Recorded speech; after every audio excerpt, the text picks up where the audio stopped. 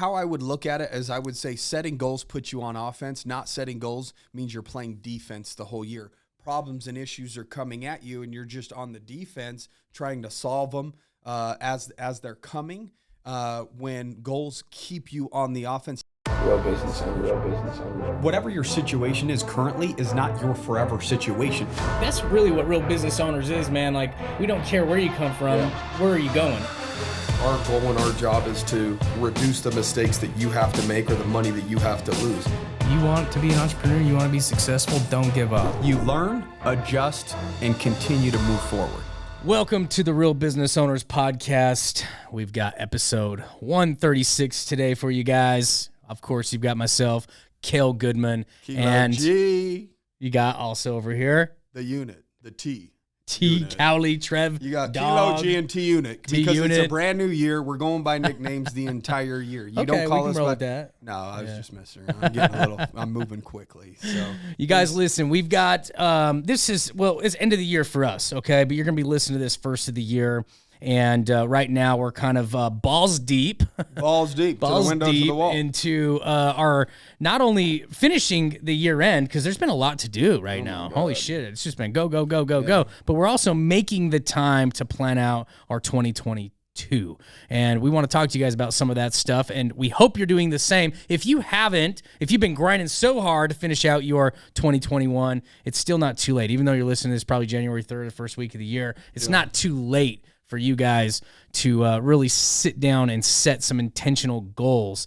I guess really to start off, I will say I did that, okay? 2019, bro, I sat down, I mapped out everything to 2020. Or 2020, yeah. 2020, I sat down, I mapped out everything, like how many books I was going to read, what books they were, what I was going to execute on, what my goals were. And, dude, I went through the year checking this shit off the list, right? And then 2021, I don't want to blame shit on COVID. I really don't.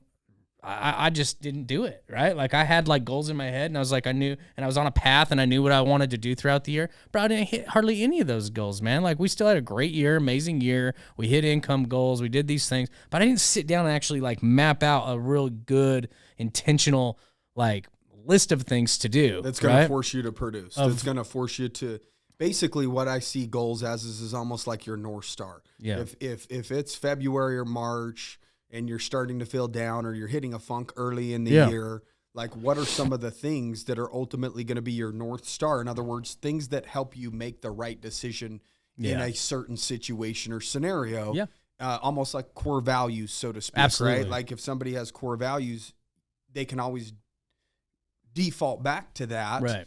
As like if I'm in a tough spot, I need to make a decision that's hard. They can default back to their core values and say, okay, this is my North Star. This is going to ultimately help me make the decision that is going to be best for my life, for my business, for my family, whatever it is, right? And goals are that for you as an individual as well, right? And Absolutely. So maybe somebody's goals is to create a set of personal core values that they operate by. I don't know, right? But everybody needs some sort of North Star or compass that's pointing them in the right direction when they hit a tough spot, right? And goals put you in a situation where even when you're kind of feeling down and out, but you have this thing that you're staring at every day. Maybe you have it on your mirror. Every morning you wake up to go get in the shower, brush your teeth or whatever, your goals are right there constantly reminding you. So my goals for last year, me, my wife, my kids, we did it just on New Year's Eve, where we wrote our goals down. And then she did something to where she kind of put it on a more of a laminate thing or whatever, kind of protected it. And then she hung them up where I get dressed, every day. So it's still sitting there in my closet. The pilot license one is the one that I see every day that irks me. I'm just like, fuck that thing. That thing's been a daunting task. Because I was like, it says pilot's license by June. Yeah.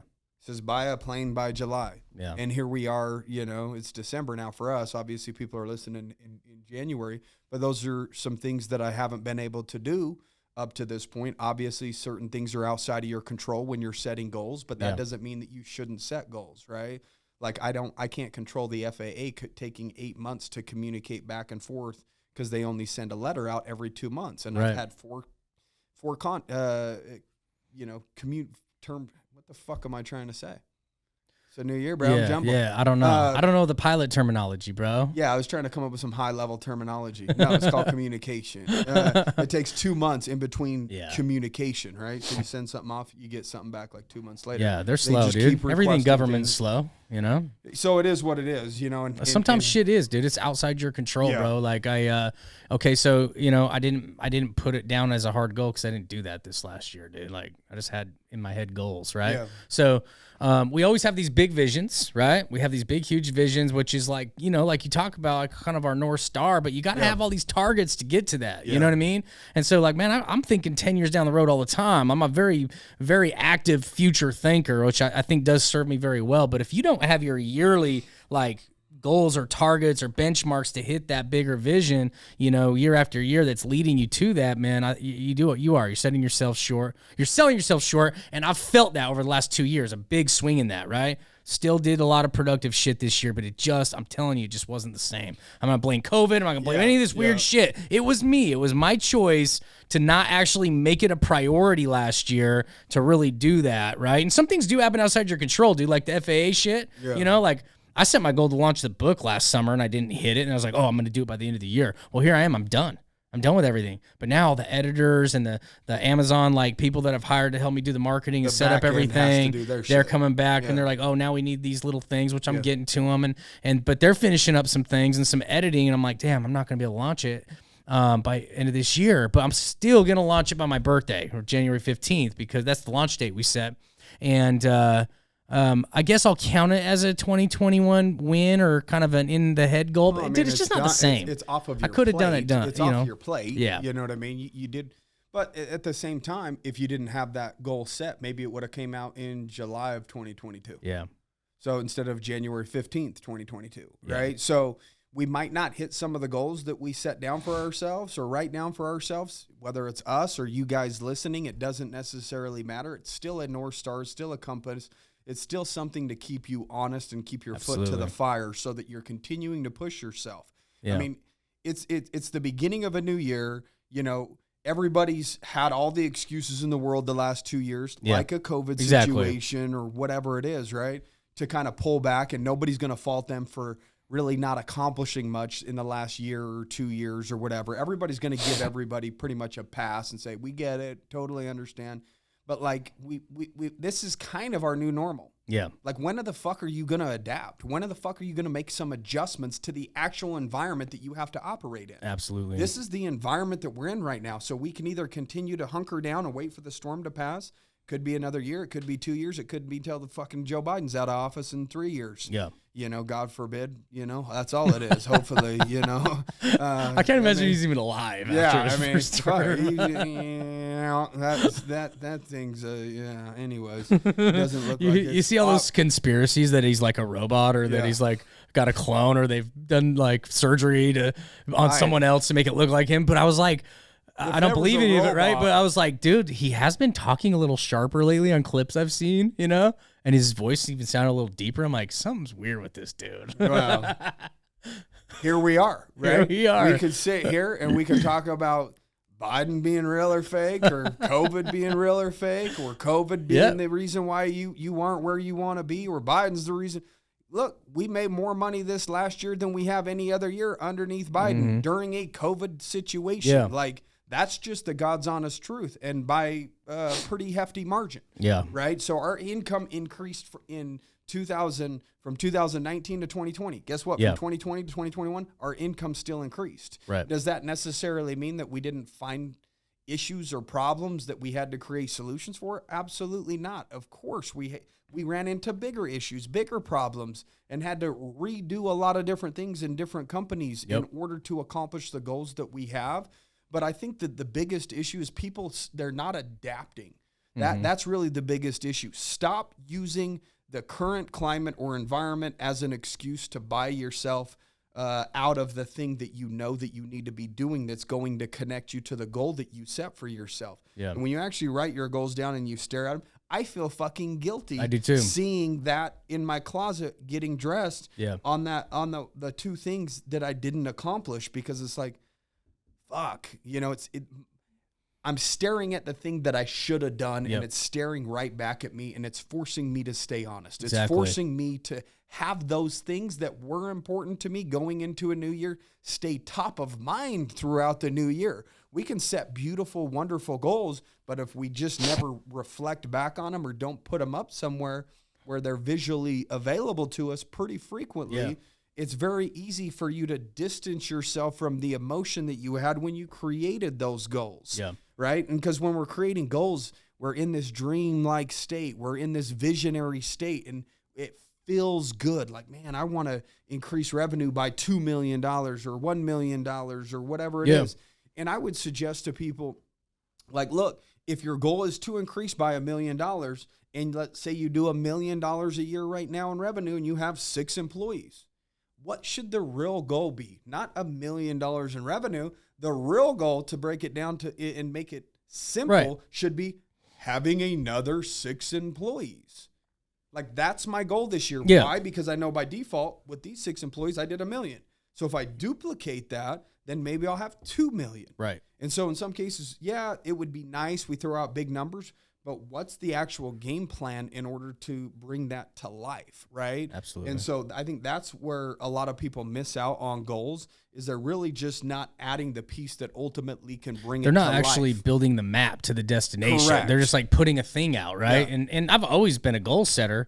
But dude, in 2020, like, it really was like a map, right? Yeah. Down to the little details of what books I was going to read that year and how many of them and you know, all those things, right? But I'm telling you guys, you know, just that last year was really the first year I wasn't super intentional with it, and it's a huge difference. I think it's like, you ever see that dude? He gets fit. He's a really fit dude. He owns a fitness brand, and he goes fat to fit again. Yeah. And I was like, dude, I feel like I did that last year. Like, it was just like, you know, so intentional all the time. I was so dialed. And then I was kind of like, I wasn't trying to half-ass things, but I was like, oh, I know what I want to do. Like, I just didn't make the time for it. And as the year went on, I kept being like, well, I know what I'm trying to do. I just didn't actually sit down and build that map, right? And so I think, dude, now that this year has gone by, that's what I've sat back and I've reflected on just recently. I'm like, okay, you know, which prompted a call to Trev, and I was like, yo, we need to map out some of the things that we're working on. Because you guys got to understand, we got multiple companies, right? And so I've already been crushing out, like, I filmed a whole tax course and money course. I shouldn't call it tax. There's a lot of money stuff in there. A whole money course for entrepreneurs, stuff they need to know, specifically for easier accounting and the ads and the stuff that we're going to be selling and running this year to really take control of our own lead generation as opposed to relying on, you know, all of our relationships. Although we love our relationships, like, we want to control our own destiny as well. We want to have that bucket completely solidified. And we know how to run ads, so I don't know why we haven't done it yet, right? And so that's part of the goals this year. Trev and I are rolling out the mastermind that we've talked to you guys about for years now, like the group that we want to put together. We still, for years now, have had people constantly reaching out. When are you guys doing it? When are you doing it? Now it's becoming an intentional goal. And not only are we rolling that out first of the year, but we're mapping out those things this year on what that is going to look like next year. And so we've got all these things that we're rolling out, but we're doing the work still to finish up 2021, all while we're still becoming and you know, putting these things down together for each of our companies. And I have a little scheduled time out with Kaylee as well. We're going to do our personal ones. And so I forgot you guys did that with this family last year. That's really cool. Yeah. I didn't think about including the kids like that. Yeah, the kids had their little ones or whatever as well. You know, I mean, obviously those ones can get a little silly. But at least it's muscle memory, right? Mm-hmm. If they're used to setting goals and having something to work towards, then that's a healthy habit to start at a young age, right? You know, nobody told me to do that when I was a kid. You know, the only goal was to get out of the hood, you know, get out of the old neighborhood. Everybody wanted that, but it's just rare that it happens because, you know. I want a Honda Prelude, man. I wanted a Prelude with rims with, you know, a thumping speaker and a spoiler. And I wanted to have a fucking sick exhaust. At least you had the details in there. I wanted everybody to hear me come with chromies and shit on my stuff. You know, like all of that. You know, that's what it would have been as a kid. It would have been like a barbed wire tattoo, which is cool. Back in the day. Name on your back and a Prelude or something or whatever. But our goals adjust as we adjust, you know, as we evolve, man. You know? Yeah. But what I was going to say is what's cool about setting goals is like, even though that we accomplished more this year than we did last year, and you're saying, hey, you know, I didn't feel as intentional this year as I did the previous year because I didn't set goals. And I think part of that is, if you would have set the goals, you know, you probably, what if you would have set goals that you would have hit anyways? Yeah. But you just never set them. I think setting them and hitting them gives you a little bit of self-worth and gives you almost like a progress report at the end of the year where you feel like, okay, I wrote down these 6 or 7 or 8 things, and, you know, 5 of them I crossed off. Yeah. 5 out of the 6 or 5 out of the 7 or 5 out of the 8 or whatever it is.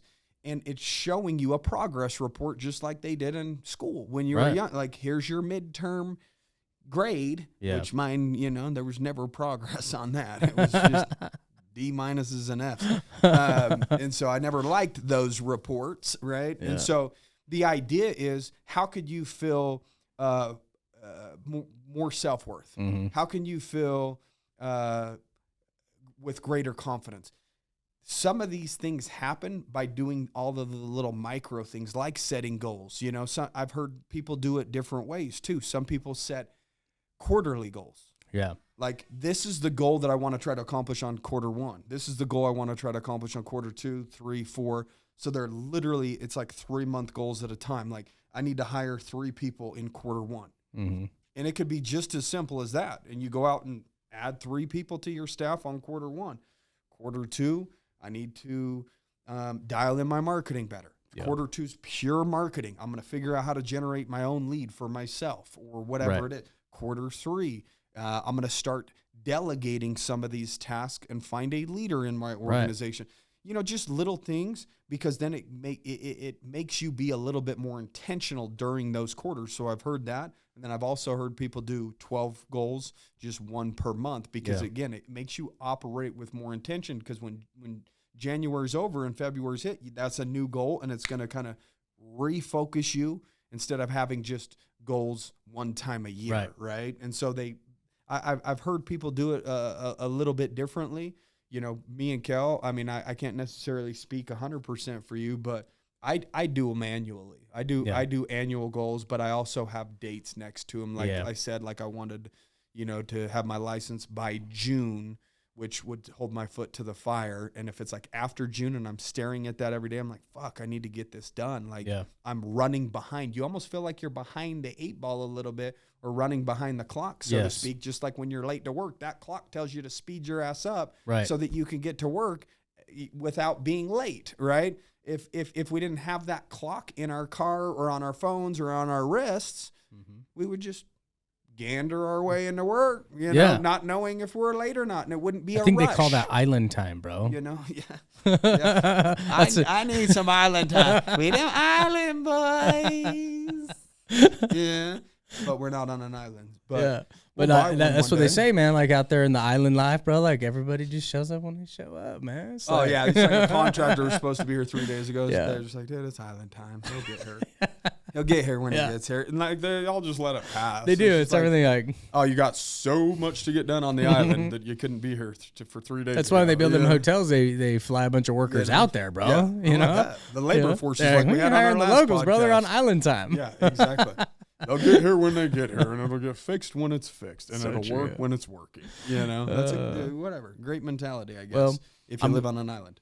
Well, I felt the difference, and I'm almost glad I have, so that I could share it with, because I thought about that. It's just dude, the year goes by so fast. So I've been thinking about that really. I'm like, man, I really wasn't as intentional this year. I felt the difference, and so I'm glad to share it with the audience of people listening. Yes, I'm talking to you. You know, the ones that they know, like, man, I wasn't that intentional either. Like, dude, I felt the difference on both sides. Like, I've always set goals, but that year I was super intentional. I built that roadmap. I had dates on there, like. Dude, it was like crazy gains, right? Not only just in the income and the businesses and all that stuff and your health and all that stuff, but just mentally, bro. Like, you know, I really felt leveled up that year much more. And I feel like I stayed on that level this year, but I don't feel like I leveled up more. You know what I'm saying? And so I think I just wanted to share that with people, just since we're talking about goal setting. Is like, dude, I felt both sides. Like, it's worth taking the time, making the time. The year flies by, right? And so if it's January 3rd, you still haven't done it when you're listening to this, dude, like, sit down and do it. Carve out the time. Well, maybe you've done it and you've done a half-assed job. you know, I'd like to make 150,000.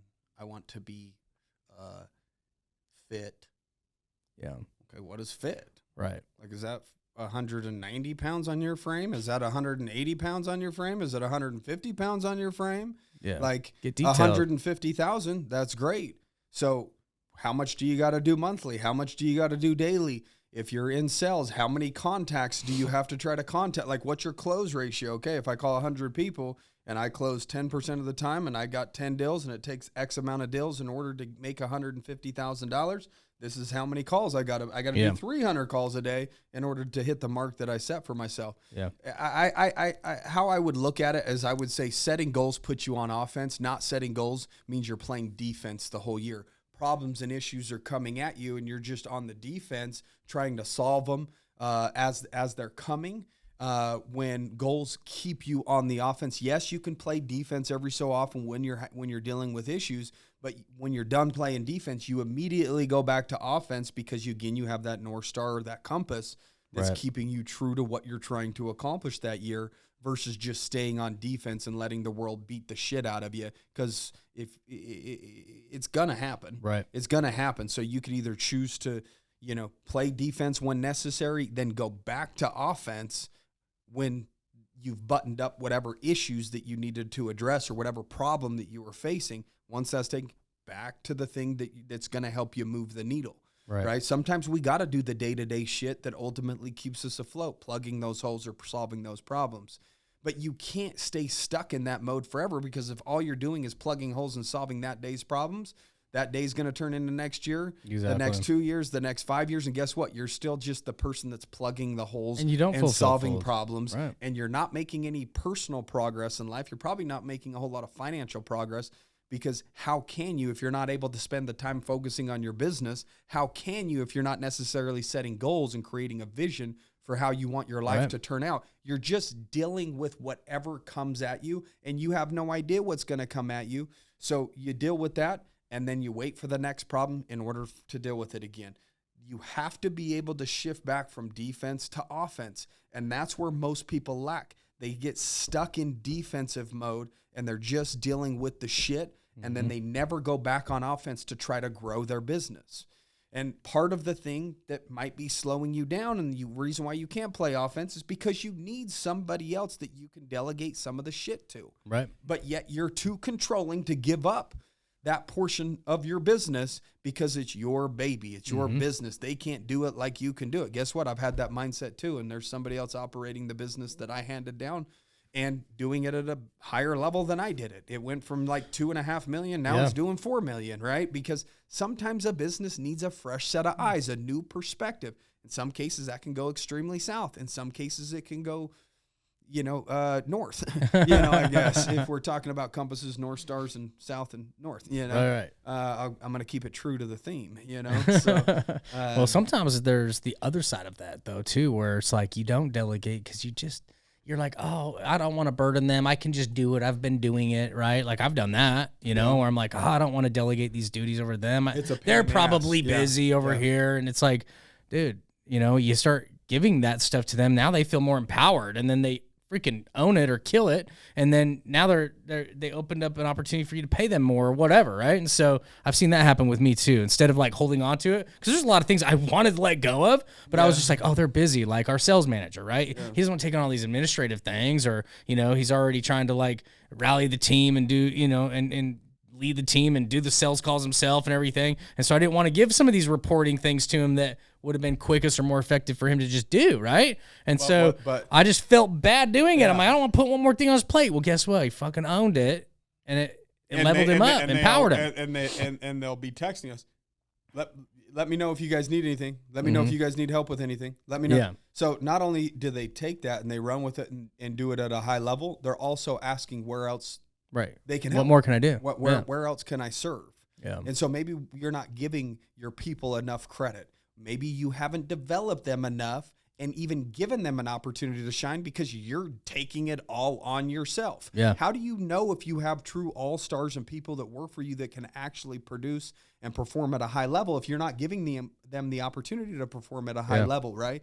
So saying that nobody else can do what I can, that's hating, dude. Yeah. Or you're just putting way too much emphasis on your own confidence and ego that you're just the best that ever existed and nobody's ever going to supersede that or be able to do what you do.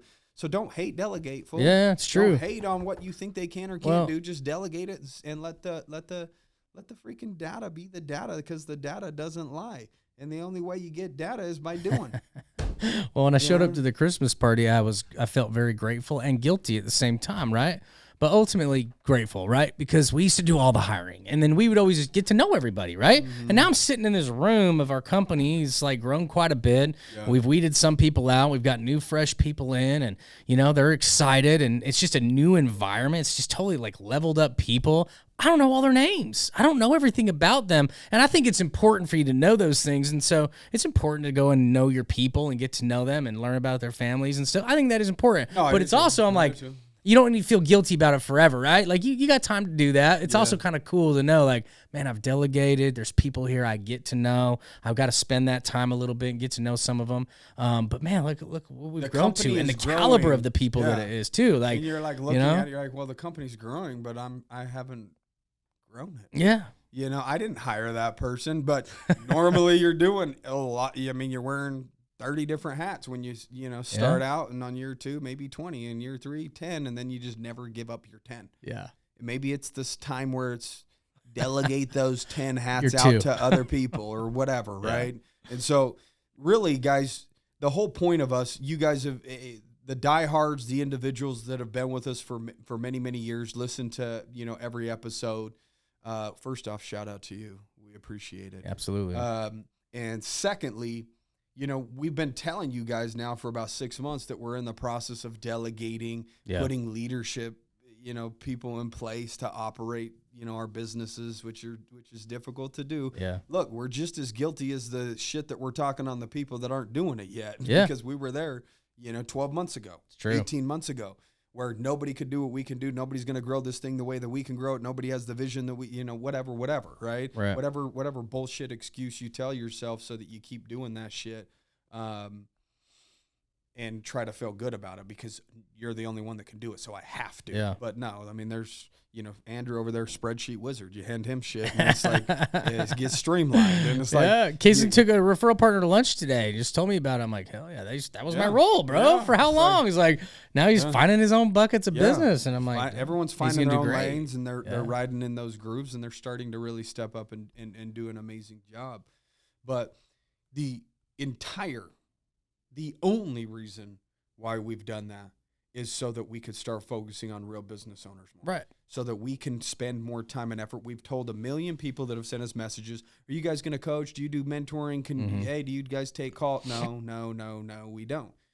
Like, we're not out here to try to be, a business coach or, like we make our money through business. Right. That's like the real shit. Like, we know there's people out there that just coach because they're better coaches than they are entrepreneurs. Right. That's just a fact. It's not talking shit. I mean, some of them don't own businesses. Well, some people do talk shit on it because there's a lot of fakes out there. Like, they know what to say, but they don't know how to do, but they're trying to tell people how to do. And, like, there are some stupid, shitty coaches. I don't even want to look at us or our group that we're going to form here, the Real Business Owners community. Yeah. I don't even want to view it as like we're your coach. Like, but we are damn good problem solvers. We're damn good at, like, just areas like our networking and bringing networks together, and like there's gonna be so much value in that. And so it's almost like a passion of ours. I don't want to speak for you, but I feel like it's a passion of ours, like, to build this community, right? And like, I think that it's been a goal of ours all through 2021, but now Trev and I are actually sitting down hammering out the details because we're launching it very first of 2022. And man, I'm excited for who we bring on. Like, we don't want to just bring anybody on. No. Because we're putting structure to it right now. We want it to be like an OG network, right? If it grows and it evolves, or when, like, I want the people that stick around, like, dude, they're a part of the network. Like, they not only came in and got, like, gains from our network and some of our problem solving and bringing the right people to the room and bringing the right selective members of it to the community, to the group, so that everybody can grow with each other. But man, like I'm already looking 5 years down the road from now of like, man, I know what it feels like to be like the OG in a group where it's like somebody asks for an accountant and like 50 people tag you, like, no, they're the best, right? Yeah. Like I want that for other people now with the community that we grow. So we are going to be super selective on who we bring in. You know, we're not going to just if 100 people want to sign up, we're not going to take on 200 people. We're going to take on, like we talk about, 30 to 40, somewhere between 40 there. People. We're going to work with 30 to 40 people. Obviously, you know, we're not trying to, you know, be in rooms with 500 people at a time. You know, the idea is to really get to know these individuals, you know, on a personal level, and slowly, you know, turn that 30 to 40 into 60 to 80 people, or then 100 people.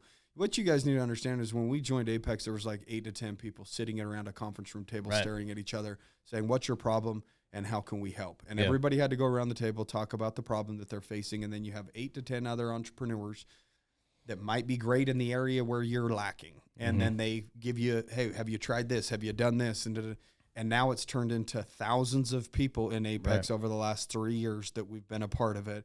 And what Kel's saying is every time somebody makes a post in some of these private groups that they need an accountant or they need a good big bookkeeper, we just get tagged over and over and over. Why? Because we're one of the OGs. Right. We've been around since everybody's been around. Right. And everybody knows that we're kind of the day one dudes almost, to a certain extent, outside of like 2 other people, like Desharm and Danny Blue, but he left and then came back. So, Blue, we got you beat. We're the OG. Jessica Stroud. Jessica, she's an OG, triple OG. Yeah, she's OG. We're just double OGs. Yeah. Thomas Keenan. Yeah. You know, so there's a couple of them, but you guys need to understand the impact that it's had on our business, the impact that we've had on their business as well. So it's a two-way street. We serve them. What are we doing right now? We're talking about a group that helped us level up and a mastermind that we joined that gave us confidence in masterminds in general, that these things do bring value. It's not just some bullshit thing where people are raking in money that sit at the top to throw the masterminds. And if it's done right, it will impact your life and it will change your life. So some of you guys maybe just don't have a direction on where you want your business to be in the next 3 to 5 years. Yeah. That's why you join a mastermind. Maybe you just don't have like-minded people in your ecosystem. Your family's not like you. Right. Your friends aren't like you. There's a lot of people like, how do I find like-minded people? In the DMs. Yeah, it's true. I don't know. Masterminds. It's true. These are people that are willing to spend money to invest into themselves, invest into their business, and invest in putting themselves around like-minded individuals. That's what we've done over the last 3 years, and the income would prove that it has worked. It is true, because if you're lacking with, you know, relationship at home, like, it affects your business. Yeah. You know, if you're lacking with connecting with your employees, it obviously affects your business. Direction of where you want to take your business. Yeah, if you can't see where your bottlenecks are, but then you meet somebody who's damn good at systems and processes within the community, they're going to help you see those bottlenecks, right? Yeah. And so there is. It's almost like you're all each other's coaches, but then there's obviously people leading the front to bring the right people to place to get that all aligned. And I know that we're actually pretty damn good at that now from what we've the cool thing, gained over the last cool thing about it is several the years. fact that we've already invested probably $300,000 to $400,000, I would say, over the last 3 or 4 years in coaching and masterminds. I would say it's probably damn near. I mean, between Arte, Apex, Avenger, you know, some of the just one-off masterminds that we've flown to, you know, stuff like that. So I mean, we're a minimum of $300,000 deep. Yeah. So on average, basically $100,000 a year. Yeah, there was that 1 year I think we spent roughly $200 when we were doing Arte and we were doing the Apex thing. Yeah. And so we've had some years where we spent close to $200,000 by the time you factor in travel, hotel rooms, stuff like that, outside of the cost of the groups.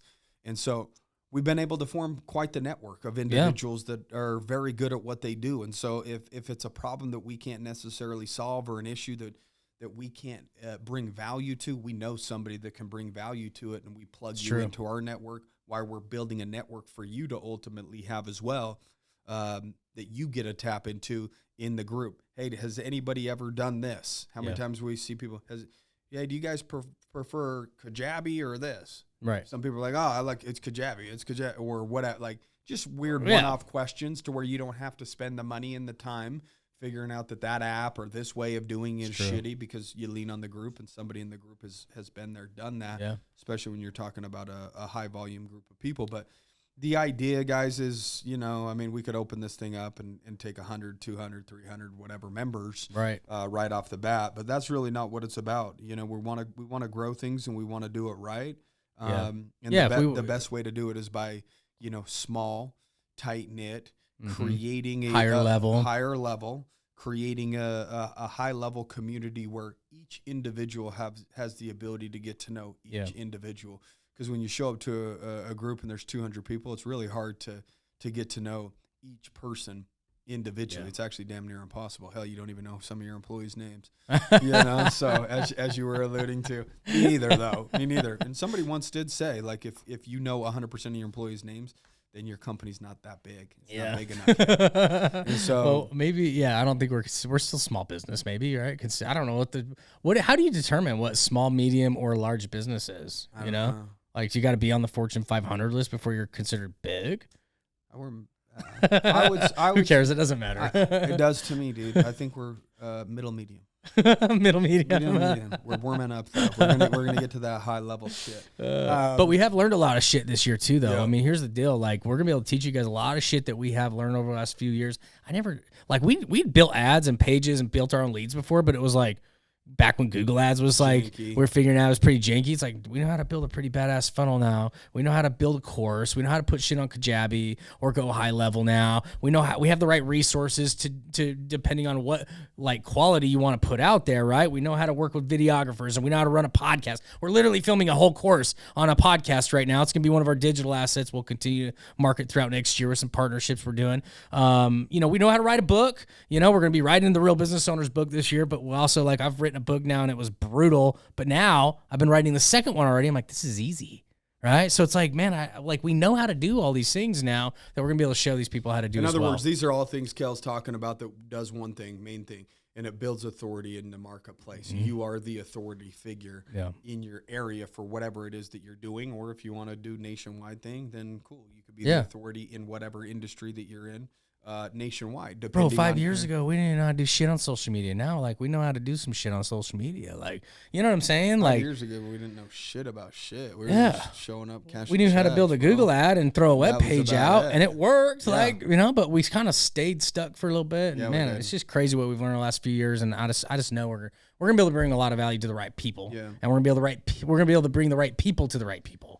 And so I'm pretty stoked about it. Yeah, I mean, at least you guys have an inside scoop on at least one of our 2022 goals that does include real business owners in this company and what we're trying to turn it into, because we want to turn it into an ecosystem where 100% of people are evolving personally, and by personal evolution, you will evolve financially. Yeah. Right. And so we want to serve and we want to help, but unfortunately, that comes at a cost.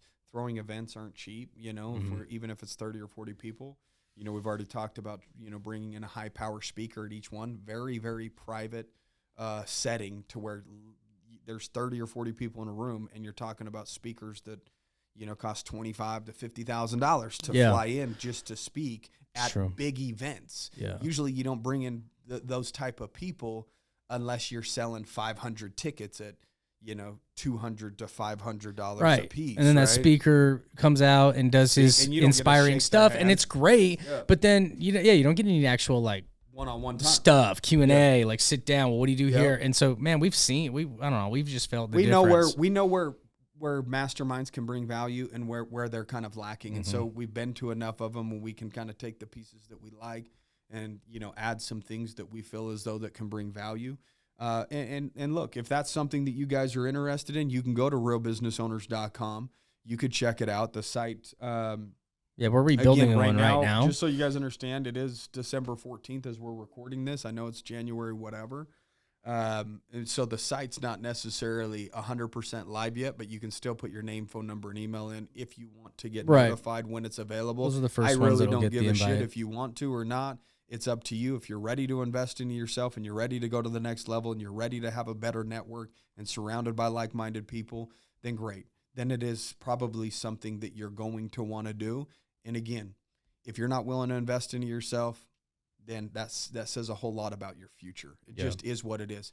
And some people worry about the money aspect. Well, you probably don't have that type of money that it takes to invest into a mastermind because you haven't been investing into self-improvement or masterminds. Yeah. So if you don't have it today, you probably won't have it next year, and you won't have it next year and the next year and the next. Yeah. This was a struggle for us to pull money out of our pocket to start investing into the unknown. What's going to happen, right? Like, is really, I mean, we're just betting on ourselves. Let's put ourselves in some rooms with some good players, and let's see what comes of it, right? It's designed to get you a little uncomfortable, right? Exactly. So, it's not, and I don't want to turn it into like a pitch fest or anything like that, because again, we don't need masses amounts of people or anything like that to join, because we're only looking for 30 or 40 people. But if you feel this emptiness in your heart, your soul, that there's something missing, it's probably because you're not continuing to surround yourself with people exactly like you, and you're a little bit different than everybody else that's around you. In your current ecosystem. In your current ecosystem. That's just a fact. And I don't have many friends here in town, bro. Anytime we fly in, even though it's kind of a pain in the ass to go fly in and do the mastermind thing, anytime you're flying home, you're just like, you're revitalized. It's new energy. You're ready to attack and go on the offense when you get back to the office on Monday or whatever it is, right? And so it just breathes new life to you. It adds a little extra, heartbeat or two per minute, makes you run a little bit quicker when you're surrounded by those type of people. And so it's served us, and we feel as though that if something adds value to our life, we want to share that to other people, because we know where we've been, we know what we've had to go through to get where we're at, and we want to collapse time for individuals so they don't have to take 10 years to build what it took us to build. Exactly. We can collapse time and help you do it, in 5 years or 7 years or whatever it is, and save you, time, effort, energy, stress. Then that's something that we definitely want to do. But really, in reality, guys, we've been bringing value to the table for the last 2.5 years. So if you're one of the people that just like to milk the podcast, milk old Kilo G's teat, T units teat for just good information, the podcast is always going to be here. We're going to be available. You can milk us for all we're worth on the podcast.